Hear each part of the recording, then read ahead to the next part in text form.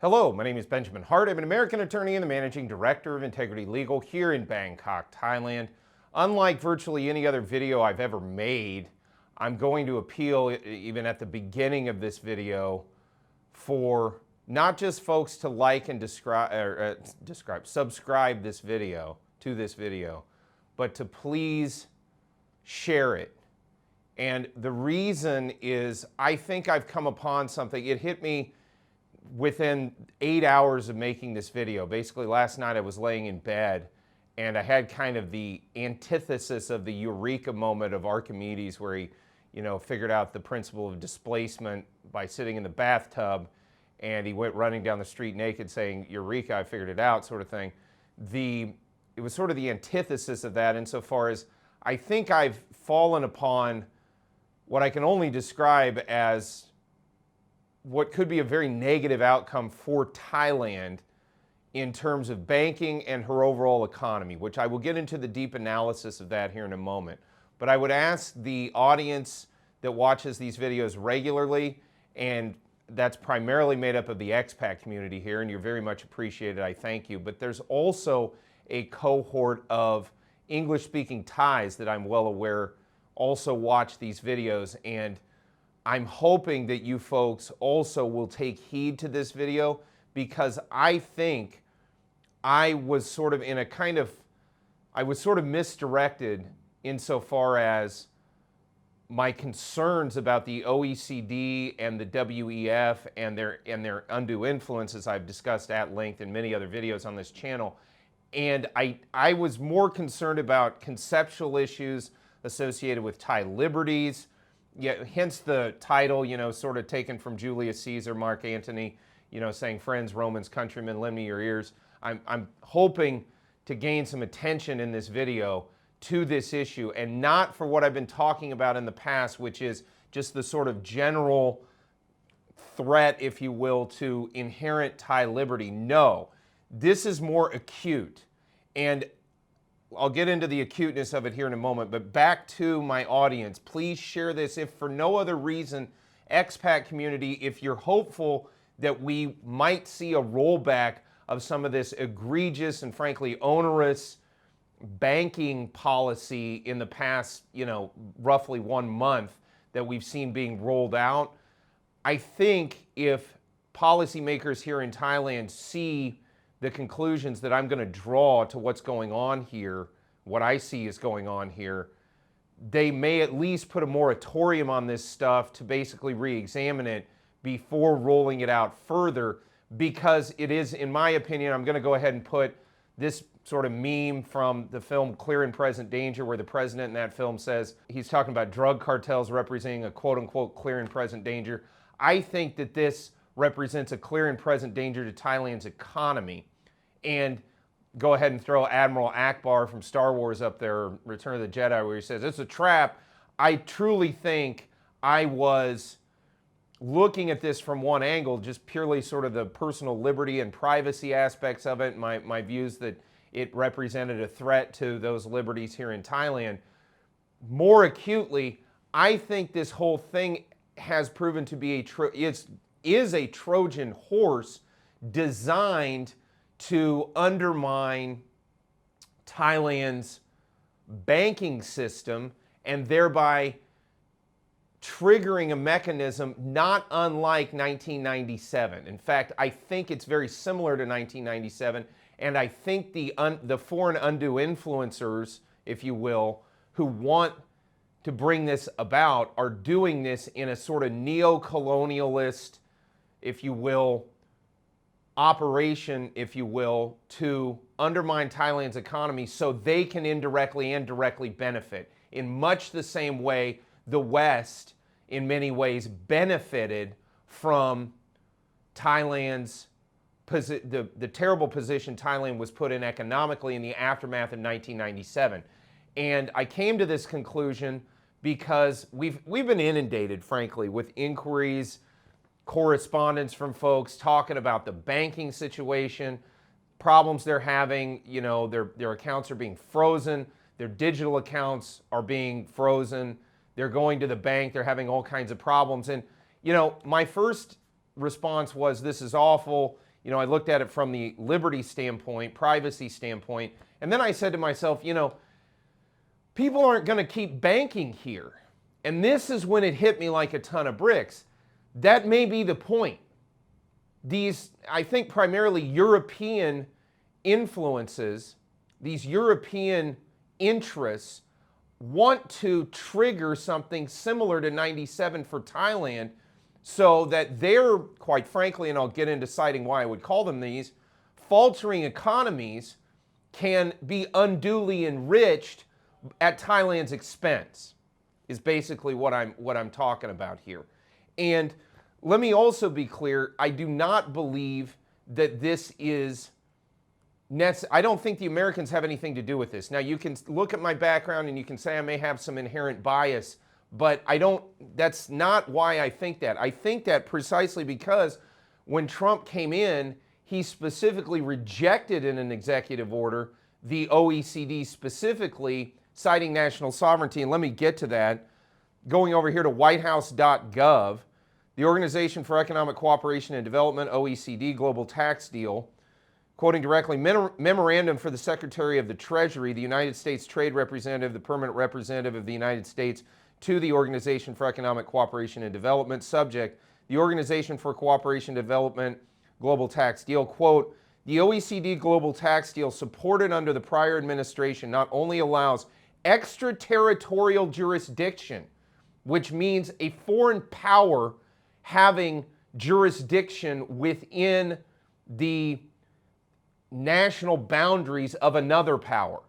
So that was one thing he was rejecting it on, over American income, but also limits our nation's ability to enact tax policies that serve the interests of American businesses and workers. Because of the global tax deal and other discriminatory foreign tax practices, American companies may face retaliatory international tax regimes if the United States does not comply with foreign policy objectives. As I've talked about in other videos, this represents a danger to national sovereignty because foreign sovereigns can say, oh, because you collected X amount from nationals of our country in your country, we get to extract X amount from you. I've discussed that previously in other videos. Quoting further, this memorandum recaptures our nation's sovereignty and economic competitiveness by clarifying that the global tax deal has no force or effect in the United States.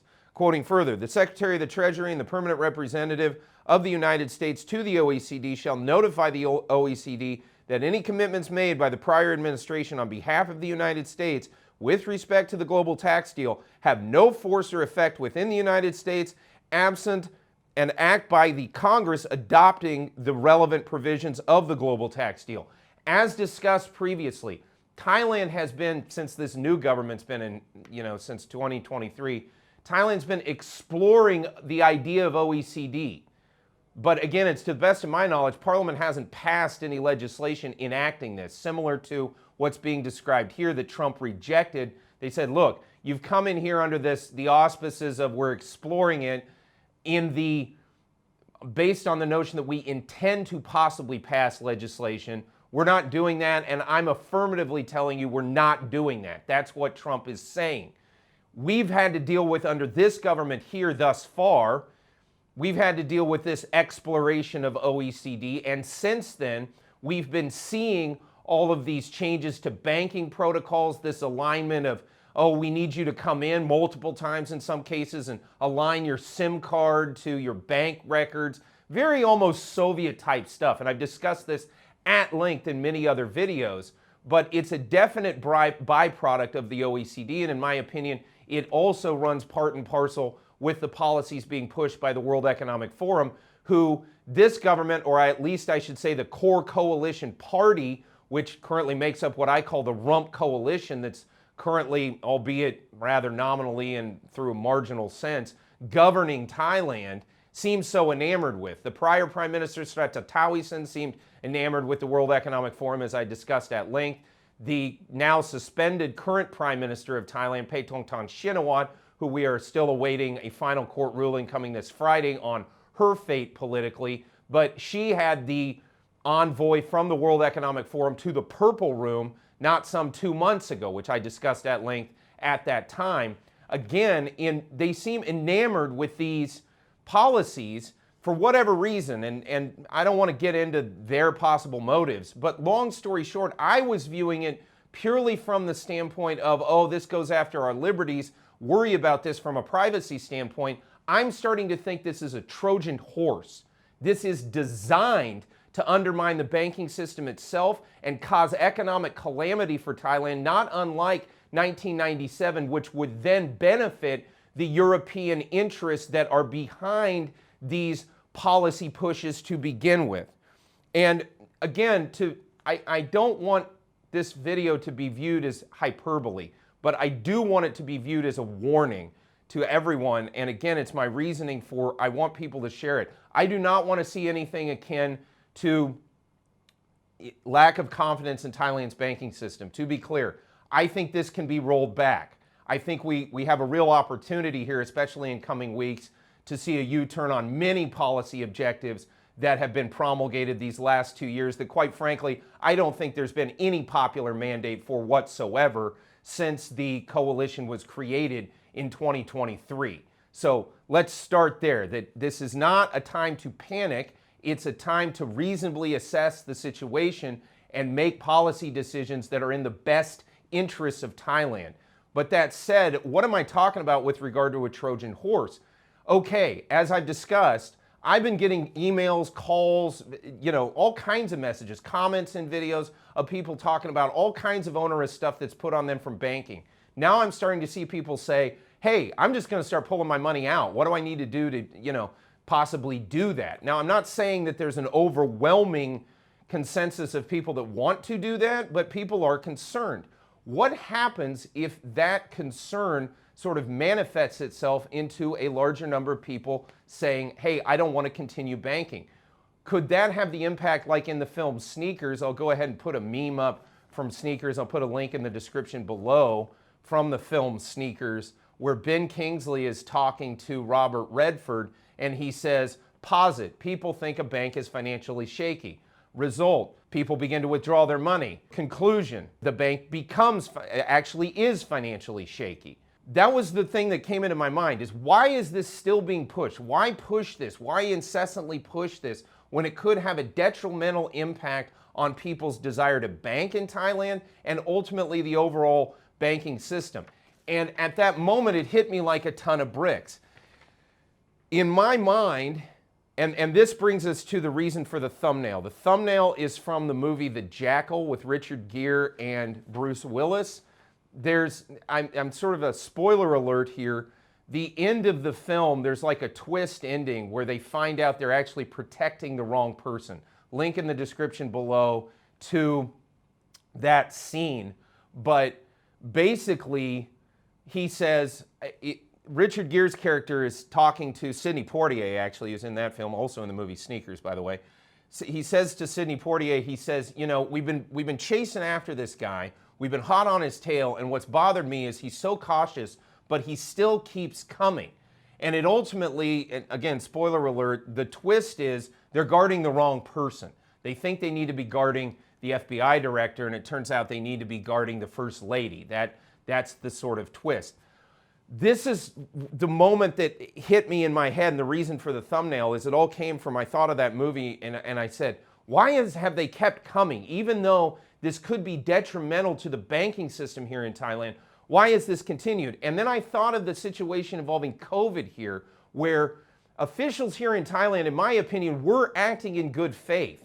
But at the end of the day, unfortunately, I think that Tedros, the head of the WHO, as well as other foreign nationals outside of Thailand, had nefarious designs on various countries throughout the world in their COVID policy. But the upshot was, once certain mechanisms were put in place, bureaucracies and institutions here in Thailand began acting sort of almost mechanically. And I'm not casting aspersions. They did what they needed to do. They zipped up the country. They sort of hermetically sealed it. They put a travel block. People couldn't get in because a pandemic was declared. Now, you can go back and look at all of that, and I don't want to muddy the waters on that with that analysis and this analysis, but long story short, it's my opinion that at the very least, the whole thing was a giant over-exaggeration. But it had the effect of shutting down Thailand's economy, basically. And it had that effect because once these mechanisms were triggered, the counterparts here in Thailand, the counterpart institutions, began doing their thing and locking things down. It's similar here with this OECD thing. It's a Trojan horse. They've triggered mechanisms that are causing now the banks to do things like say, there's a 50,000 baht limit on being able to transfer funds. And as we get into in other videos that I'm going to make shortly, there's now talk of you need all this documentation to be able to up that limit. Well, that's going to have a terrible effect on Thailand's economy just in terms of velocity of money and liquidity, as I've discussed in other videos. Meanwhile, other things have happened, like big banks, small banks sometimes saying, hey, if you want an affidavit for immigration, you have to go through these hoops. Even though immigration itself is not requesting any of that. It's the bank that's doing it. And the upshot is people are becoming very frustrated with banking, and as I've discussed, it could result in them saying, many foreigners just throwing up their hands and saying, hey, I'm not going to mess with this anymore. Basically, I'm going to take my ball and go home, play somewhere else. I'm not interested in playing this game anymore. Taking their money and leaving Thailand. And I said to myself, why continue with this where it's becoming increasingly apparent that this is happening? Well, much like with COVID, institutionally here in Thailand, there's a delay, if you will. There's like a time delay. They're not able to see it yet because, quite frankly, bureaucrats, both government and corporate bureaucrats, have a kind of set of blinders on, as we saw in COVID, and cannot see the broader ramifications of the undertakings that they are enforcing, of what they're doing. They just, in the real time, they don't exactly see it. I'm not casting aspersions at them. It's just, that's the nature of the thing. They don't. We saw this with COVID. When they later did, they reversed the policies. And we saw it go away. And that's my hope here is what will ultimately happen. But the point is, in the meantime, OECD and these policies could, which the indirect effect is, folks having less of a desire to bank and do business and travel to Thailand, those folks will then withdraw funds, withdraw capital from Thailand, which will then increasingly make Thailand, quite, for lack of a better term, financially shaky, to quote the film Sneakers, and will result in Thailand being placed in a detrimental position. And I think the Western powers are trying to benefit from this. An example comes from DW.com. I'll put this on screen. DW.com article is titled, German welfare state, quote, can no longer be financed, unquote, MERS. Quoting directly, German Chancellor Friedrich Merz has called for a reform of Germany's social welfare spending while ruling out tax increases on medium-sized companies. Quote, the welfare state that we have today can no longer be financed with what we produce in the economy, unquote, Merz said in the town of Osnabrück. Okay, so what am I getting at here? What I'm saying is this is not just Germany, which, by the way, Germany is the engine of the overall European Union's economy. But other countries we're seeing in the West, again, the U.S. is not quite as acutely going through this, but other Western powers, if you will, are going through serious economic problems. In the past, Thailand, specifically in the 1997 financial crisis, Western interests, including but not limited to actors such as George Soros came out here, the so-called man who broke the British bank, man who broke the British pound, he came out here and sort of raided Thailand at a time it was already sort of shaky in the currency markets. And really Thailand, there's a great series of books called, he calls them the Four Horsemen of the Apocalypse. Jim Rickards wrote, one of them is Currency Wars, one's The Death of Money. In one of those books, and I can't remember which one off the top of my head, he talked about this dynamic, that in the immediate aftermath of 1997, Thailand was in such a dire position where it needed foreign exchange so badly that its exchange rate was way out of whack, but it was letting in lots of individuals here into Thailand. And we saw this in visa policy from 97 till 2007, and I came in at the very tail end of this here to Thailand. There was an almost just permissive, like laissez-faire immigration policy. Getting a retirement visa was like nothing. It wasn't a big deal. Well, it was because they needed the foreign reserve to come in. Now things started to change from '07 going to 2017, which culminated in big jokes policies regarding, and they've only gotten more stringent since then, regarding folks looking at their financials and things to make sure they actually had the money, because Thailand was able to, again, become discerning, if you will, regarding who was going to be in the country. The point I'm making is, in the aftermath of '97, in many ways, Thailand felt at a policy level or at an economic level, it needed or could not be very discerning about who was in its country, and so had to sort of open itself up to folks that it might not otherwise necessarily want to be in their country, because they needed the foreign reserve, because they've been basically put on their back as a nation in '97 as a result of the '97 crisis, which was brought about, as I'll get to here in a moment, as a result of not only foreign influence and foreign intervention into Thailand's economy to Thailand's detriment, but also foreign, shall we call it, neglect or indifference at best, and in some cases firewalling of the problems here, and making Thailand go into all kinds of austerity measures and things under IMF regime, which I'll get into in a moment.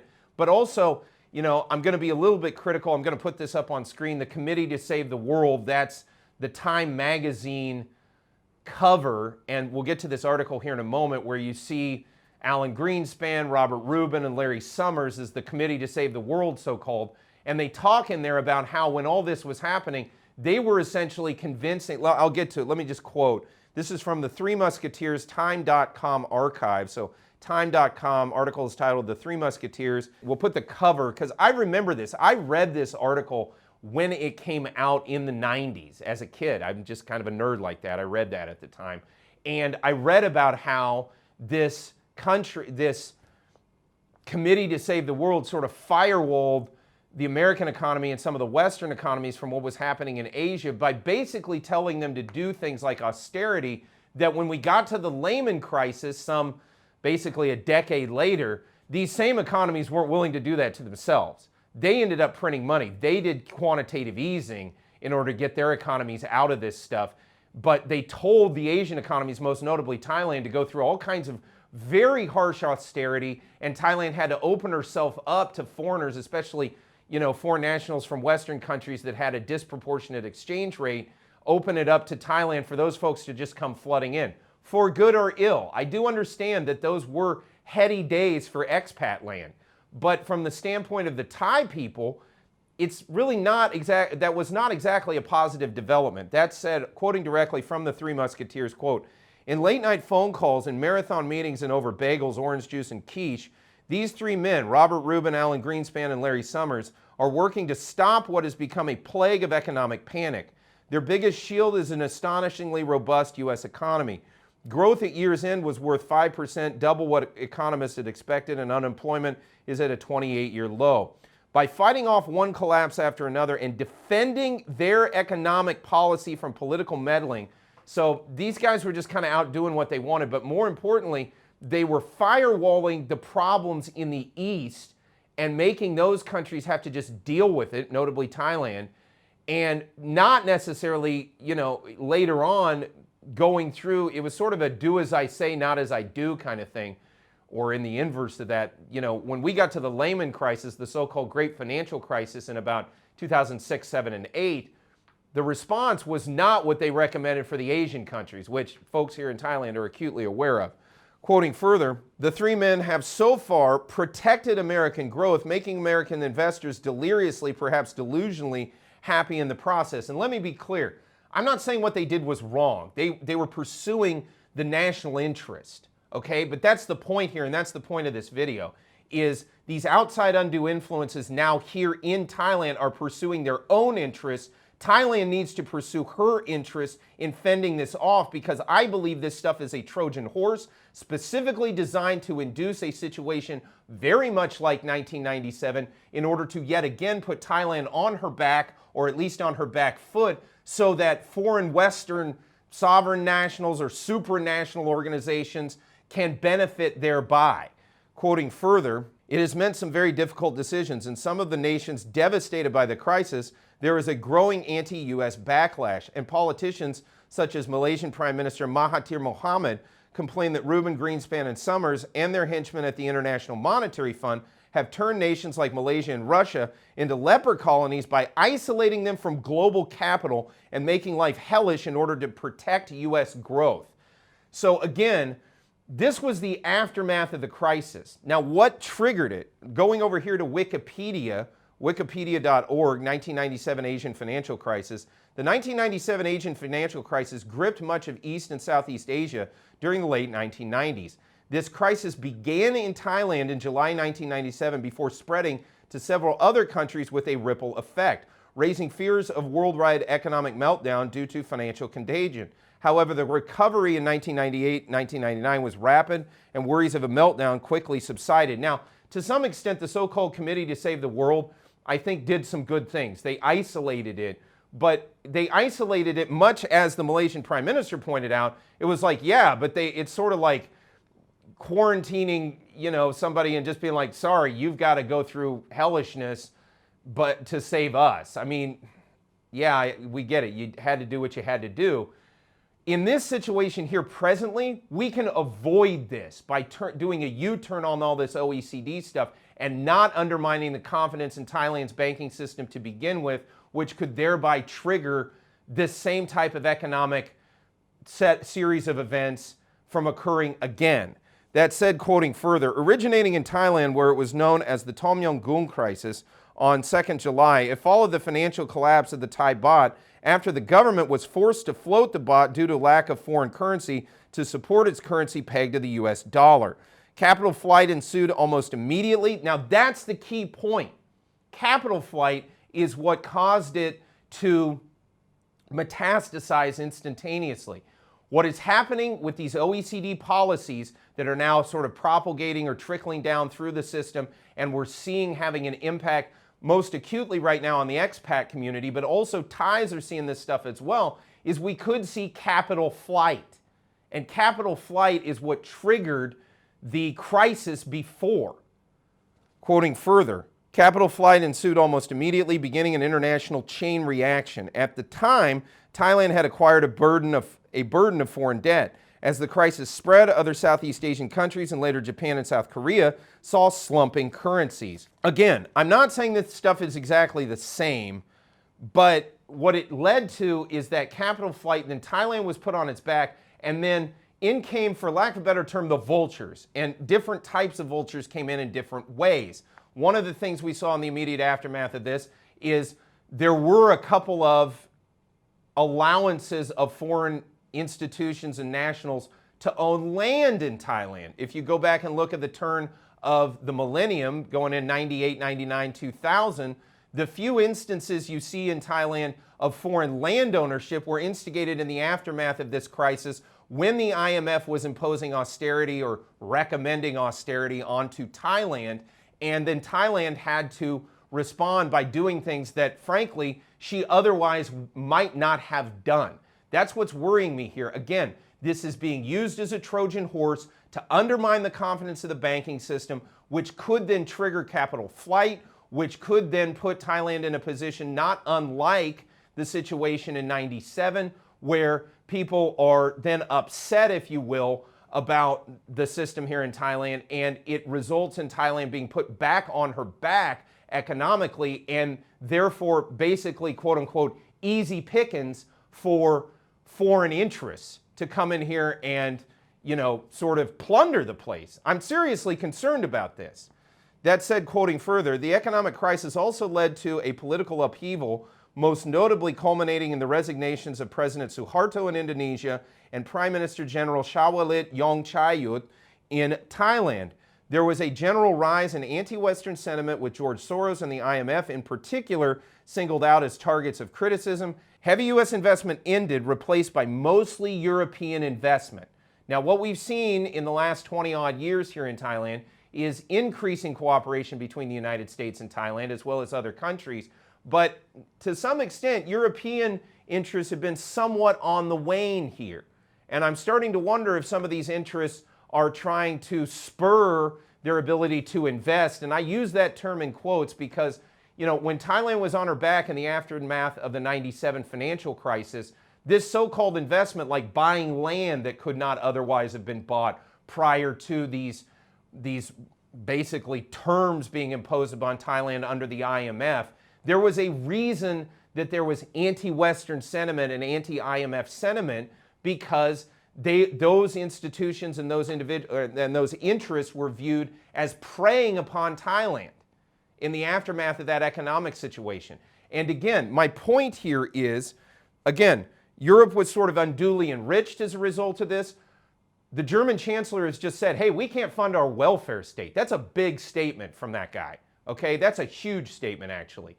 You know, clearly there are economic problems, at least in Western Europe, okay? What has been their go-to move historically? It's colonialism or neo-colonialist practices where they extract wealth from other places and bring it back home. Now, this tactic, they've seen this work in 97. Now the OECD, which is primarily a European construct, which the Americans have explicitly rejected, our president, thank God, said, yeah, no, that's a threat to national sovereignty and it's extraterritorial. We're not interested in that. You know, but here's Thailand that's still exploring this, at least under this current government, and we're sort of being subjected to this over here, and it looks to me like beyond the issues associated with the liberties associated with Thai liberty, it's also the issue of, is this a Trojan horse designed to have the indirect effect of collapsing confidence in Thailand's banking sector, thereby causing the foreign community to start pulling their money out and going elsewhere, and thereby causing a metastasization effect, if you will, in confidence in the economy here in Thailand, which will then leave Thailand vulnerable to the same European interests that said OECD was such a great idea to begin with.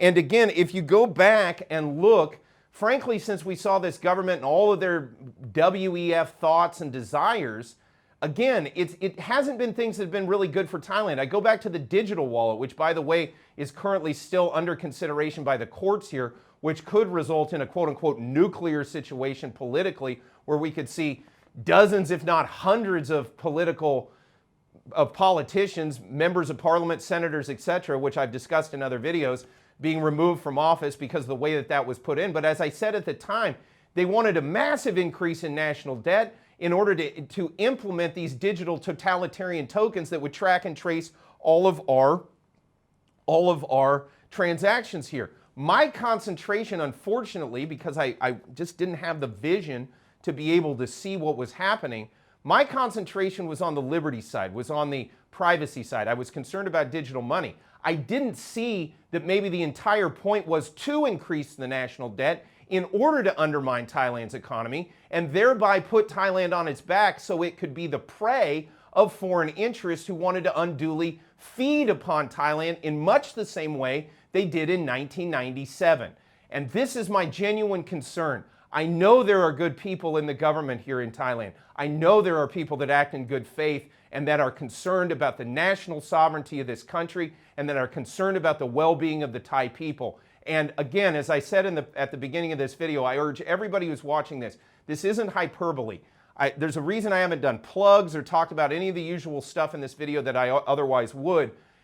The reason is I view this as, I just had this sort of bolt of lightning moment of clarity where I said, oh my gosh, this could be an attempt to undermine Thailand's economy by subterfuge.